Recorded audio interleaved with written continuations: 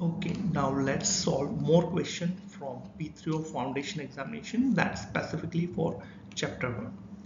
Let's move to the question 1 or question 6, that is, which are the objectives of COE? When I name COE, Center of Excellence, they are most related to the trainings, advisory and all that stuff.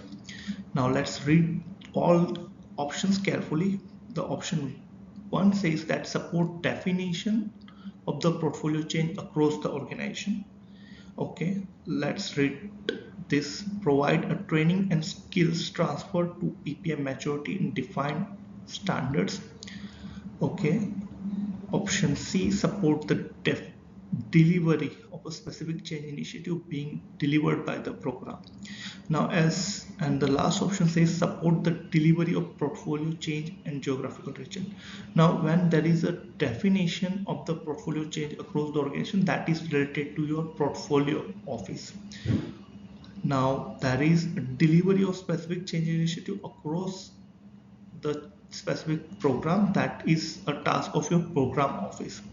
And delivery of portfolio change across the geography, it's your task of your hub portfolio office, right? So in this one is the correct answer. Let's see what is the correct answer. Yes, that is the correct answer, because the COE defines standards and provide skills and training for that.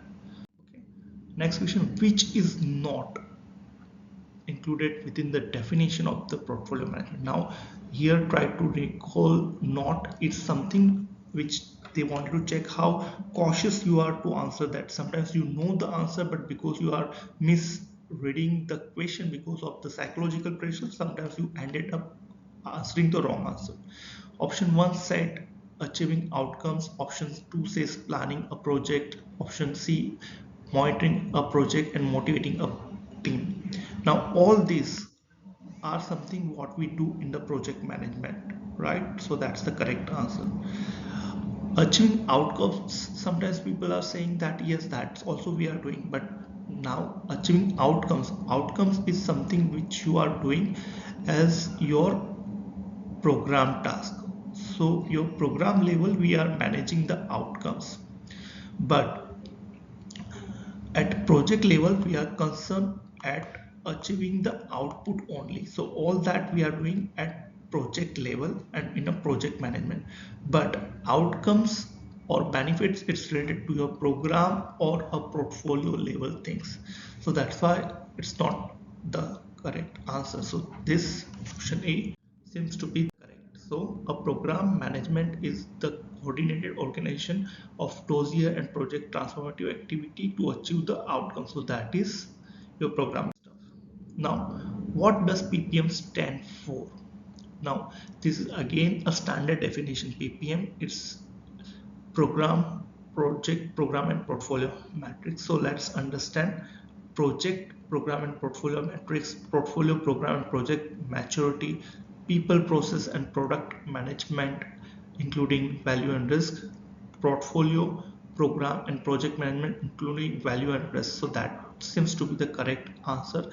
As you know that from the program management point of view, portfolio, PPM stand for P. First P stand for portfolio, second P stand for program, and the project management including value and the risk. So that should be the correct answer. Yes, that is the correct answer. PPM stand for portfolio, program and project management including value and the risk. Move to the ninth question. What should balance a value of P3O which give an organization against constraint? What should balance the value of the P3O? So let's explore the answer. Blueprint, okay, phase implemented plan, business case or stakeholder analysis. Now take a pause and understand that what should balance the value of the P3O.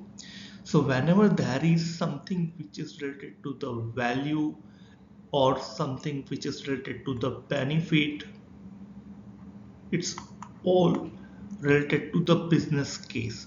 So whenever you have a value or benefit kind of keywords in the question, try to figure out is there related to business case, that should be the correct answer.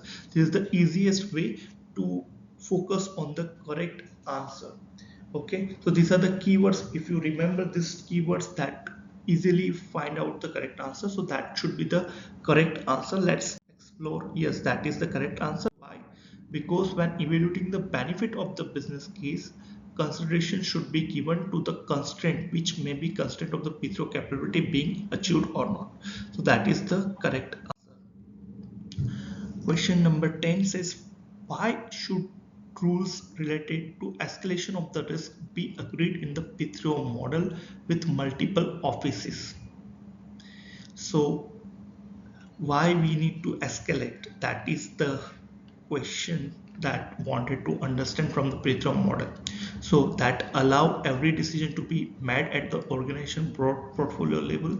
I believe that is not the correct justification, because every decision should not be made at the portfolio level, because in that case it's managed by exception, managed by stages. So board needs to have, not their bandwidth should not be choked with each and every small trivial task, and that's why they delegate the power at each and every level. So that should not be the correct answer. Enable the decision to be made with the right people based on the right information. Okay, that may be the correct answer. Let's understand more options. Allow every program manager to display the risk information in a different way. That is not relevant. And enable multiple source of single piece of risk data. So that is not the correct rationale behind this, that why we should escalate to the risk to the agreed P3O model. So option B, that enable the risk to match the right people, that might be the correct answer. Yes, that is the correct answer. In the justification, where P3O comprises multiple office, rules regarding the escalation of risk should be established to ensure the right decision is taken by the right people or a group based on the right supporting information. That is the rational justification. So that is the question and answer session. Okay, thank you.